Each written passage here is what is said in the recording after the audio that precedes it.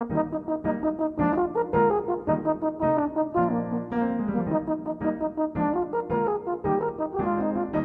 und herzlich willkommen bei Schorsch in seiner wildromantischen Pfalz. Ich bin der Schorsch vom Doktorenhof. Ich habe heute wieder Pfälzer Rätsel. Langsam weiß ich bald keine Worte mehr. Aber es gibt noch viele Pfälzer Worte. Aber man muss manchmal auch gucken, weil ja in der Schule wird ja nicht mehr Pfälzisch geredet und die Leute draußen reden auch nicht mehr so viel Pfälzisch und die Jugend, die redet auch mehr Hochdeutsch oder Englisch und die Alten, so wie ich, die noch Pfälzisch reden, die werden auch dadurch immer weniger. Ich hoffe, das ändert sich auch mal wieder, dass die Jugend auch wieder Pfälzisch redet. Umso wichtiger ist es, dass es ja für mich als zweite Fremdsprache ganz ein wichtiger Spruch ist. So, ich habe jetzt halt wieder 5 Begriffe. Ganz tolle Begriffe und vor allen Dingen Begriffe, wenn die gerode sind, wenn die rote duscht, kannst du natürlich wunderschönes Päckel gewinnen vom Doktorenhof mit verschiedenen Essige und Senf und ein bisschen was Süßes dabei, also alles von allem etwas. Also es lohnt sich schon mitzumachen.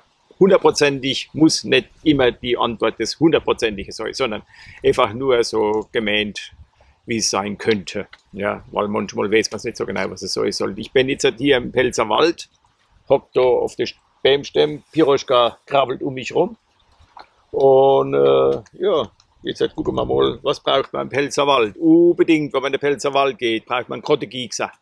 Also ohne Grottegiegser kannst du nicht in den Pfälzerwald gehen. Das geht gar nicht. Geht gar nicht. Also ein Grottegiegser muss sich jeder anschaffen, wenn er in den Pfälzerwald gehen will. Dann, was ist ein Kratzbest?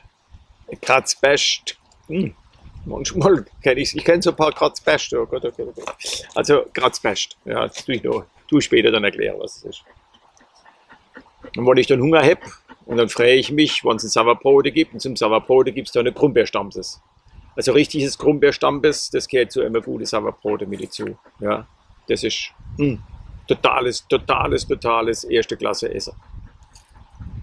Und zum Krummbeerstampes braucht man natürlich auch Zutaten und nicht den frischen Gelrieb.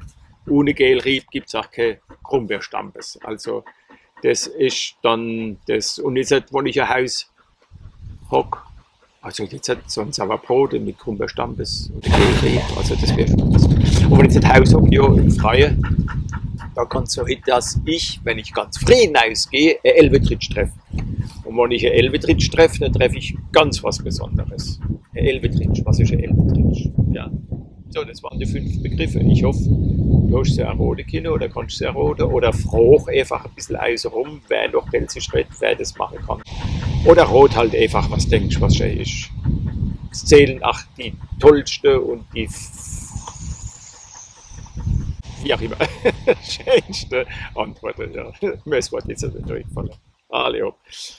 Piroschka, ich glaube, wir machen uns auf. Gell? Wir gehen wieder. Alle. Ich wünsche dir alles Gute und bleib gesund und bis zum nächsten Mal, Josh, und seine wildromantische Pfalz. Und Fisch rote, ja, Pelzisch über Pelzisch über Pelzisch über Pelzisch. Servus, bis zum nächsten Mal. Tschüss.